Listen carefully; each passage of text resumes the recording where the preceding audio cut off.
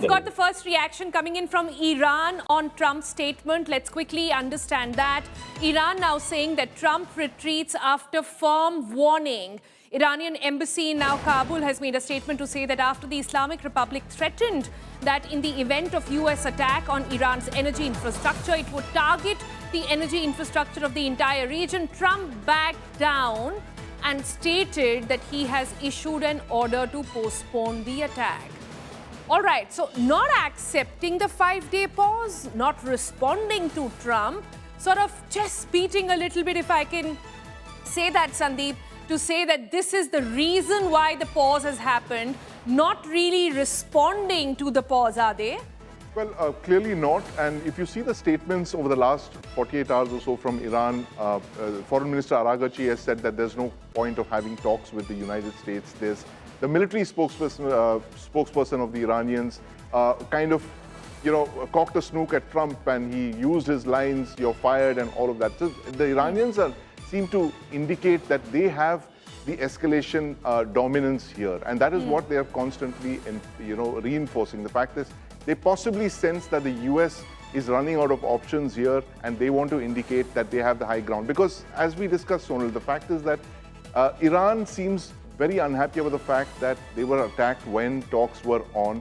And they believe that this could be a pause, and there could be another series of attacks by the United States, say, next year. They want some kind of cast iron guarantees that there will not be more attacks on the Iranian regime. Vulnerable as it is, the regime has continued, it survived. And that is, for the weaker side, all the weaker side has to do is to survive.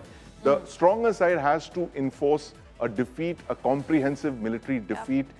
The other side has to say, "I surrender." That has not happened in this situation. So for Iran, whatever little victory that they sense, they possibly think that they have the high ground, they have escalation dominance in this case, and they're buttressing that fact by all of these statements that we just witnessing. And this statement is also anything but surrender. This statement is actually anything but accepting talks as well. This statement is anything but accepting that pause either, Gaurav, wouldn't you agree? Oh, absolutely. There is nothing that suggests, and there's nothing that suggests that Iran is backing down. So far, Iran hasn't escalated. Iran has responded measure for measure, bomb for bomb. If their nuclear facilities were targeted, they've targeted nuclear facilities of Israel. If their desalination plant was targeted, they've done the same. If their gas was targeted, they targeted oil, of Qatar. So they have responded and indicated and proven to the world that they retain the ability to strike. Now, Iran may not have a navy, Iran may not have an air force, but they have the weapons that are required to keep the adversary on the back foot. In this case, the United States, most powerful country in the world, unable to get into the Strait of Hormuz. NATO alliance partners not very keen to get into the Strait of Hormuz. Japan unwilling to get into the Strait of Hormuz. Even if they do, they want to talk to Iran and come out and find a solution. So, and they still retain the undersea drones. They still retain the Shahid drones. This is the changing nature of the battlefield. This is 21st century warfare, where a far superior country does not really have the kind of advantage it seeks to have even after 24 days. Quickly add to what Gaurav just said. You know, what Gaurav has actually said is that Iran retains the C2. The command and control has not been disrupted. I mean, imagine this.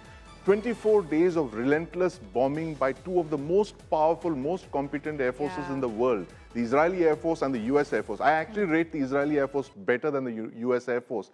They've been pounding Iran for 24 days, but Iran retains its command and control over all its missiles and its drones. Whatever little forces they have, they're able to marshal the forces and respond within hours, retaliate. That is a very important aspect, and they retain command and control, which is remarkable for after almost a month of non-stop bombing. So that tells you something about the fact that Iran has prepared for this situation for several decades now, Sonal.